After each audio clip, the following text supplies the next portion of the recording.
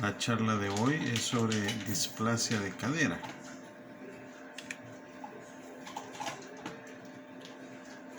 Acordémonos que la cadera es una de las articulaciones más móviles que tiene el cuerpo, que está conformada principalmente por el fémur en la parte de la cabeza femoral y el acetábulo, que es un orificio dentro del hueso coxal, y está sostenido la cabeza femoral por los ligamentos iliofemoral, pubofemoral, isquiofemoral y además por el ligamento redondo. Acordémonos además que los movimientos de cadera son flexión, extensión, ABD, AD, rotación interna y rotación externa.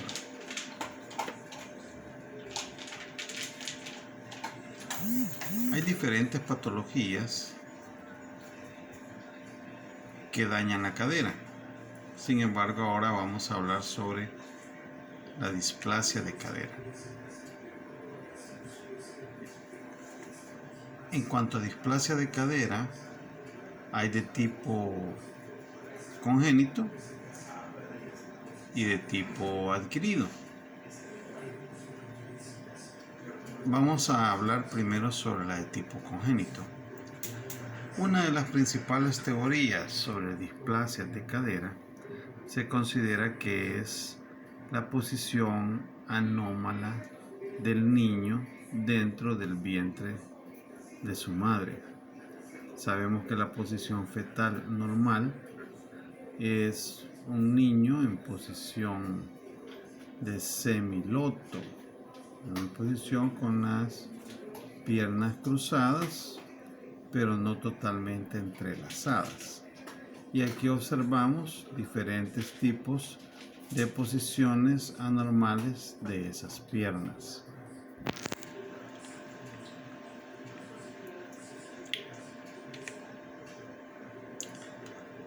La clasificación de la displasia de la cadera, estamos hablando ahorita de la congénita, puede ser la típica displasia o puede ser la llamada teratológica, que es cuando ya el niño tiene algún otro tipo de complicaciones que lo llevan hacia su fallecimiento. La típica es la displasia propiamente dicha, la subluxación y la luxación de cadera. La luxación típica puede ser prenatal, o sea que durante el embarazo de su madre ya había una salida de la cabeza femoral de el acetábulo, que eso se evidencia nada más con estudios ultrasonográficos. La perinatal, la que se produce en el nacimiento o inmediatamente después del nacimiento, y la postnatal o tardía, que se produce a las semanas o meses después del nacimiento. Estamos hablando de luxación de cadera.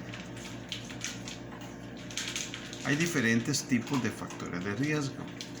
Factores ambientales intrauterinos y ambientales extrauterinos. Las causas, después vamos a ver un poco sobre los ambientales.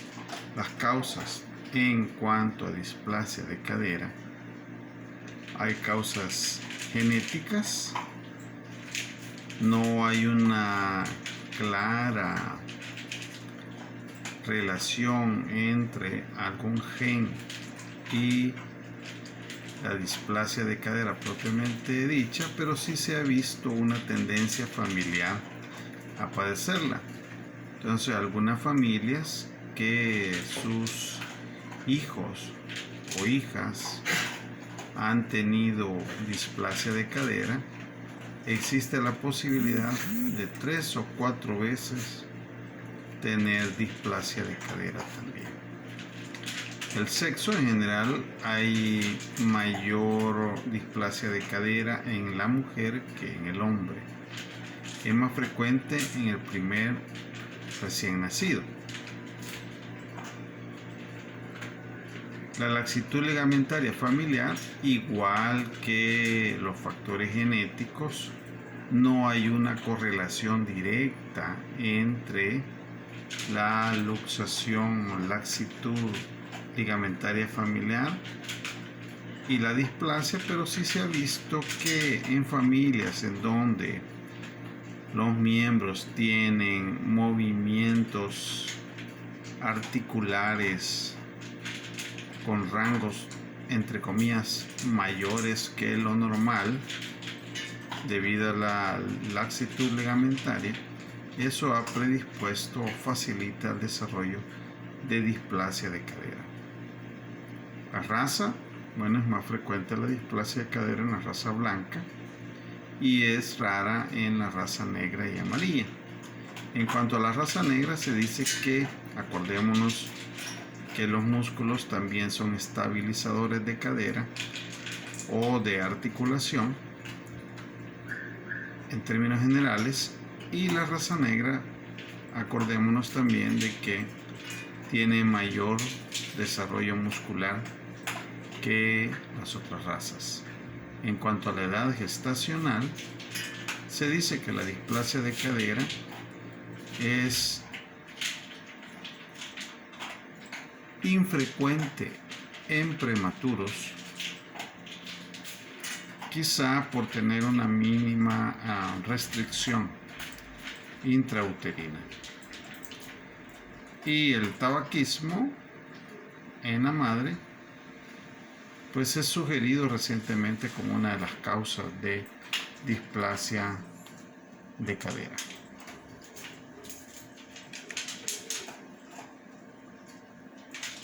En cuanto a factores prenatales que podrían darnos una displasia de cadera, se dice de que las mujeres que son madres por primera vez, y lo vimos en la diapositiva anterior, tienden más a tener hijas, sobre todo con displasia de cadera, más que el segundo o tercer embarazo. En el primero es donde se presenta más. La presentación, acordémonos que la presentación podálica, y les mostré yo las diferentes posiciones del feto durante el embarazo. Entonces la presentación podálica, o sea de nalguitas, también es uno de los factores que contribuyen a que las caderas tengan un desarrollo anormal. La macrosomía, porque cuando el niño es más grande que el tamaño promedio, que quiere decir macrosomía, un niño grande, esto tiende a quedar justo dentro del útero y nos puede ocasionar entonces una displasia de cadera. El embarazo múltiple no es porque los niños sean grandes, sino que cuanto más hay productos dentro del útero, entonces el espacio se reduce, por supuesto, porque el útero no va a crecer mucho. Entonces lo mismo, hay poco espacio, mala posición dentro del niño, y por lo tanto, si el niño adopta una mala posición, puede tener una displasia de cadera por mala posición.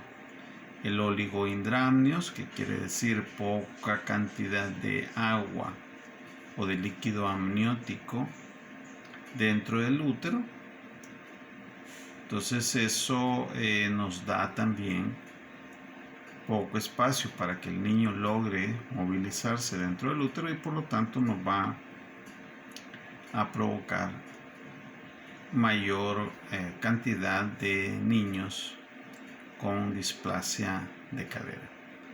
La forma de la pelvis materna. Esto es debido a que si la pelvis es estrecha, entonces el niño no va a tener mayor movilidad también dentro del útero. Entonces eso nos puede estar provocando una mala posición en el niño y darnos mayor riesgo de displasia de cadera.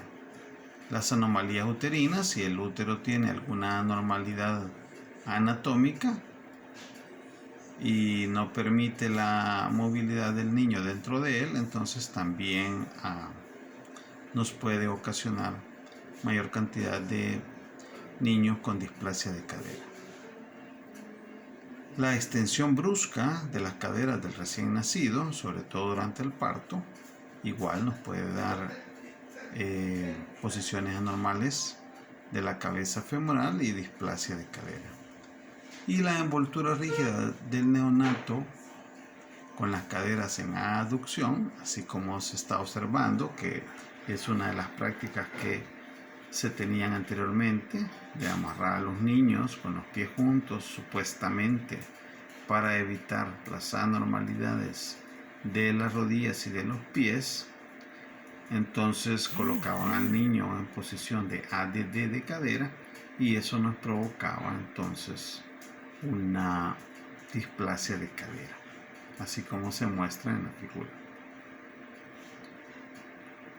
Hay unos factores que se consideran también parte del espectro de causas de displasia de cadera, que son los factores hormonales.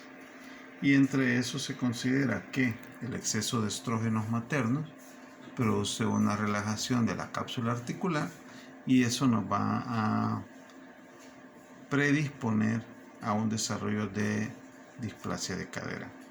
La progesterona también tiene un efecto de relajación y entonces también podría provocarnos problemas en cuanto al desarrollo de la cadera.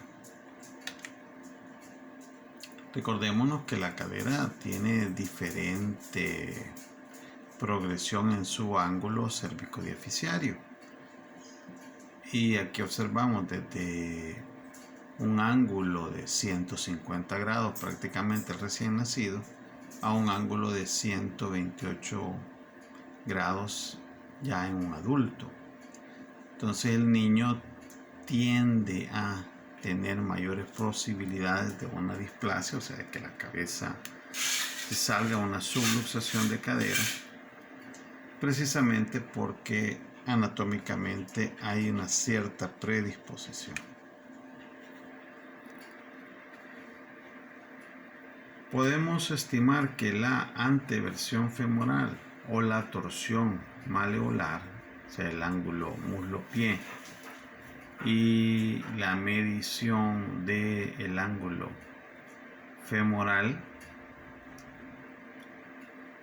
en cuanto a su cabeza y la posición de la pelvis, eso también pues contribuye a tener una anormalidad a nivel de la cabeza femoral. Hay diferentes formas de medir ese ángulo. Aquí se muestran dos formas, la del Dr. Charles Price y la del Dr. Pale, pero si ustedes observan es casi igual. Lo que se trata es de medir ese ángulo para ver dónde caen pues las fuerzas o los vectores de fuerza en una cadera. También tenemos el centro de rotación de la angulación, que puede ser un factor para permitir una displasia, en donde cuando nosotros nacemos no tenemos el ángulo completamente formado, sino que conforme se va desarrollando el niño hay ciertas rotaciones que van llevándolo hasta su posición anatómica normal. Aquí tenemos, hay una rotación a nivel de pelvis, que tiene que ver con la rotación distal del fémur. Para la rotación de la rodilla tiene que haber una rotación distal proximal de la tibia. Puede haber una torsión tibial, que eso tiene que ver con una rotación distal de la tibia, y un ángulo de rotación a nivel del tobillo, que eso tiene que ver con la forma de progresión del pie. Entonces vemos de que en un recién nacido hay una cadera que está semiluxada, con una rodilla que está en varo, y que hay cierta rotación del tobillo. Vemos cómo va progresando conforme el niño va creciendo, hasta que en el adulto hay una línea de carga directa entre la cabeza femoral, la rodilla a nivel medio y el tobillo a nivel medio. Pero cuando van creciendo ven que los ángulos van diferenciándose. Aquí tenemos la evolución fisiológica del alineamiento de las piernas, en donde comienza con un alineamiento a nivel de el recién nacido con un moderado genuvaro, y va progresando hasta que en determinado momento se convierte en valgo y después se vuelve a alinear. Hay factores entonces ambientales intrauterinos, donde están las sustancias teratogénicas como el alcohol, que también pueden provocar niños con displasias de caderas. Hay una presión excesiva dentro del útero y ya observamos diferentes tipos de causas, sobre todo por la poca movilidad del niño dentro del útero. La presentación de la pelviana, ya sea por la forma de la pelvis materna o por el tipo de colocación del niño a la hora de nacer, y la laxitud ligamentaria, que como dijimos anteriormente puede ser de tipo heredofamiliar o una tendencia familiar, un problema genético, o también por hormonal, que el uso de estrógenos o la cantidad anormal de estrógenos dentro de la familia nos puede dar también una laxitud ligamentaria, y eso provocarnos una displasia de cadera.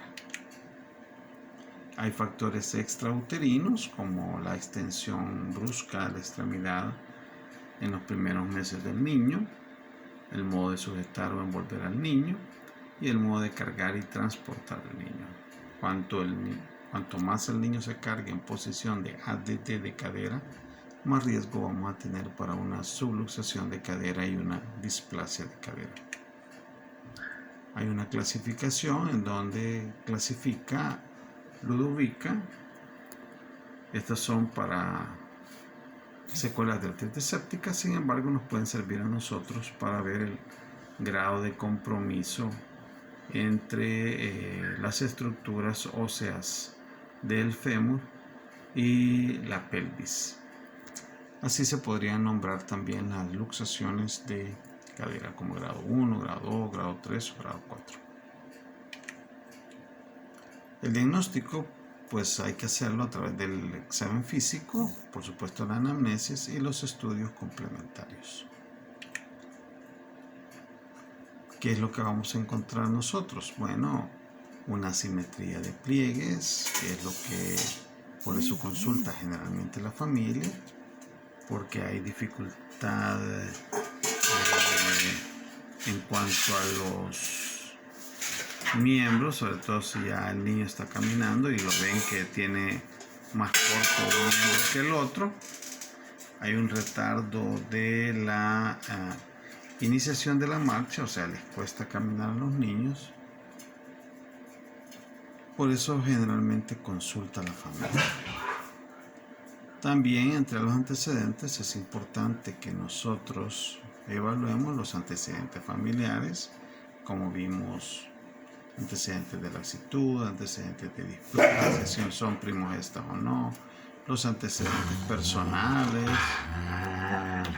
el sexo, si es niña o niño, si es primigesta o primípara la madre, la presentación del niño, si nació de nalguitas o nació de cabeza, si tuvo algún problema de crecimiento anormal del niño, si hubo gestación múltiple, desproporción cefalopélvica, deformidades posturales, o si nació con algunas anormalidades como un geno recurvatum, tortícolis o otras anormalidades óseas de pie, rodilla, etc.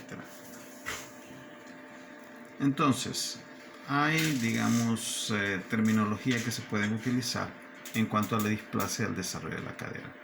Una es la dislocación, que en otros términos es luxación.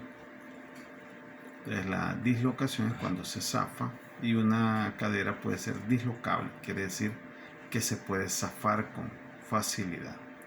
La otra es subluxable, quiere decir que nada más está afloja, digamos, los ligamentos están estirados. Reducible, cuando vuelve a introducirse la cabeza dentro del acetábulo. Y propiamente la displasia, en donde hay una anormalidad en el desarrollo de la cadera. Hay una displasia moderada y puede haber una displasia grave. Depende de la incongruencia entre la cabeza femoral y el acetábulo. Puede ser con luxación o con una subluxación. La grave, generalmente hay una luxación y hay una deformidad ya de la cabeza femoral.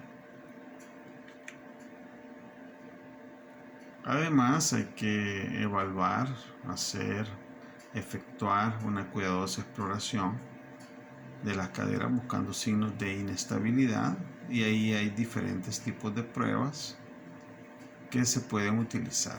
Eso lo hablaremos posteriormente. Y les voy a mostrar las pruebas en el siguiente video.